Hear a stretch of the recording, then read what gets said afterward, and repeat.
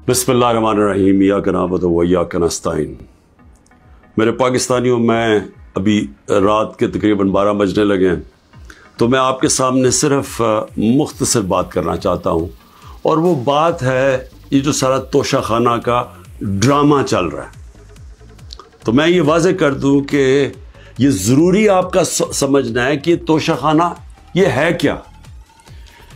ये तोशाखाना 70 साल से एक ही कानून बना हुआ है तोशाखाना का, जो जिसको भी तोहफे मिलते हैं 70 साल से, चाहे prime minister, president, minister, army chief, वो सारों का एक ही कानून है।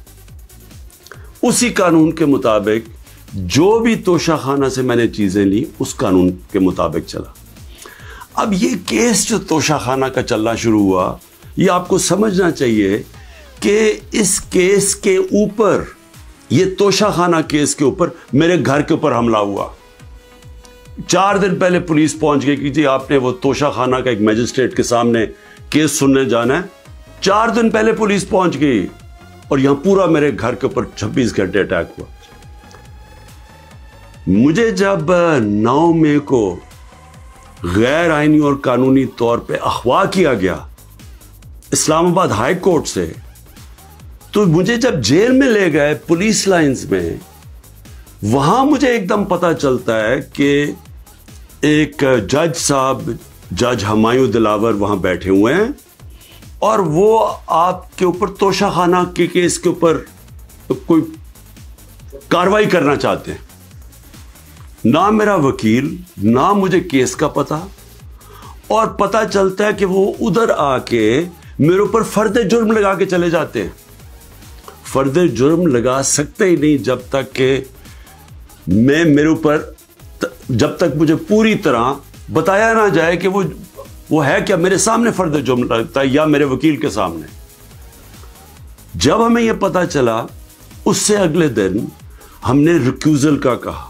हमने कहा जी हमें इन जज साहब से जिस तरह इन्होंने कार्रवाई की है, हमें कोई इंसाफ की तवक्को नहीं है। ये 11 मई को हमने किया।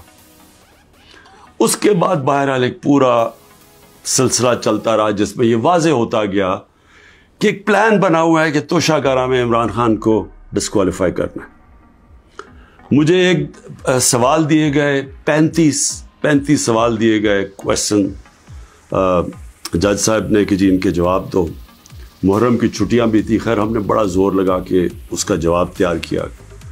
मैंने कोई 1 घंटा अदालत में खड़े होके कल सारे सवालों का जवाब दिया। इन्होंने 2 कोई गवाह रखे हुए थे, सरकारी गवाह। कोई भी ऐसी चीज नहीं थी जो मैंने 35 सवालों में जवाब नहीं दिए। एक एक चीज का जवाब दिया। और एक जगह जो ये बात किधर फंस रही थी जी, कि आपने जी यहां तोशाखाना नहीं लिखा, यानी हमने सारे पैसे सब डिक्लेयर्ड थे। जितने तोशाखाना के पैसे थे बैंक में डिक्लेयर्ड थे, वो सारे मेरे इलेक्शन कमीशन के सामने डिक्लेयर्ड थे।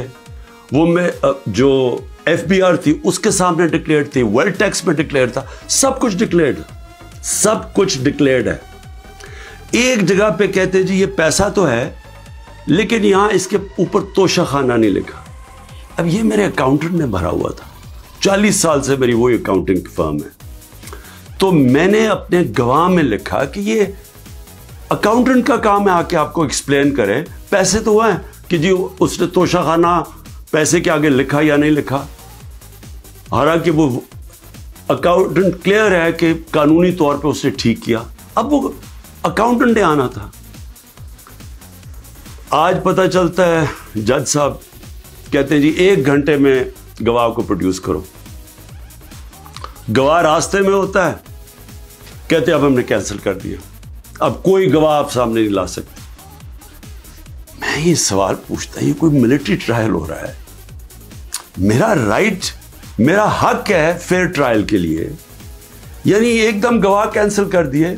मैंने कोई 5-6 गवाह लेके आने थे ताकि वो एक्सप्लेन करे। जो 35 क्वेश्चंस इन्होंने भेजे उनके जवाब में मुझे मौका तो मिले कि अगर कोई पूछे, मेरा मेरे वकील उनको समझाने के लिए, गवाह तो इसलिए होते हैं, गवाही सारे कैंसिल कर दिए।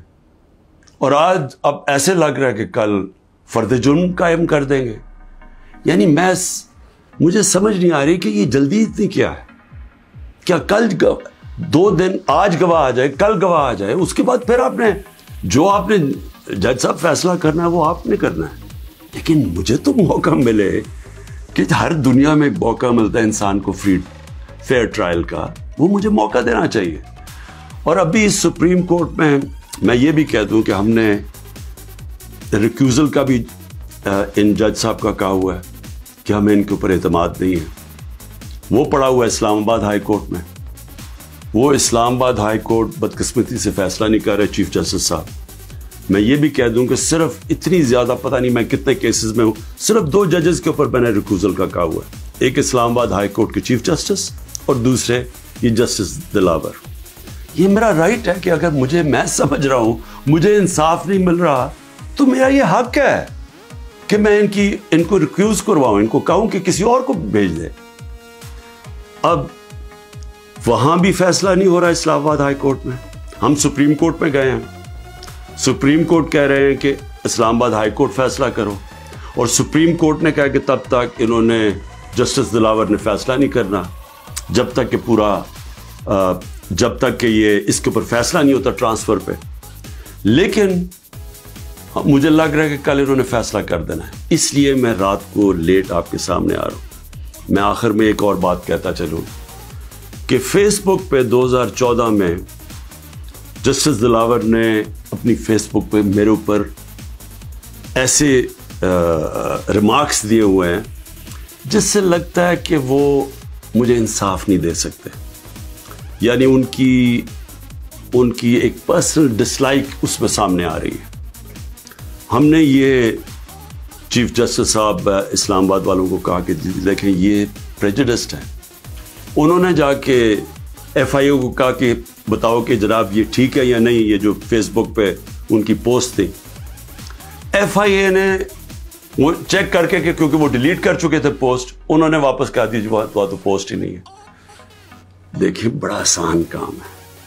अगर आप इस मुल्क पे इंसाफ चाहते हैं, मैं चीफ जस्टिस साहब इस्लामाबाद आपको भी कहता हूं और FIA आपको भी कहता हूं, एक फेसबुक को एक सिर्फ लेटर जाना चाहिए आपसे, एक ईमेल करें कि ये केस हो रहा है। 90 दिन तक उनके पास रिकॉर्ड होता है।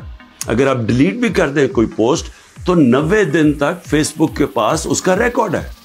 सिर्फ एक ईमेल की जरूरत है, पता चलवा लें कि क्या इन्होंने वाकई इन्होंने पोस्ट की थी या इन्होंने नहीं की थी।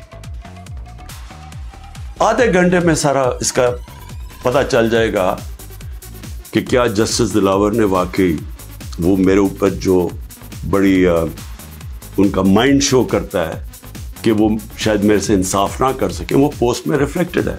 पता चल जाएगा कि है या नहीं है।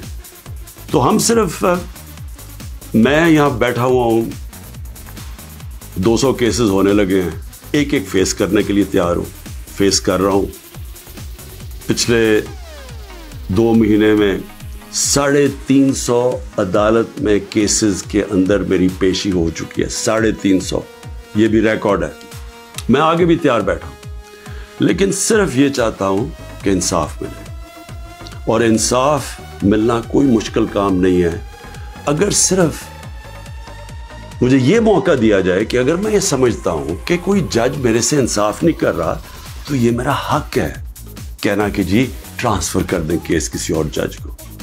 तो मैं अभी भी उम्मीद रखता हूं कि कल फैसला करने से पहले इस्लामाबाद हाई कोर्ट और सुप्रीम कोर्ट मेरी बात सुनेंगे ताकि मुझे फेयर ट्रायल मिल सके। शुक्रिया।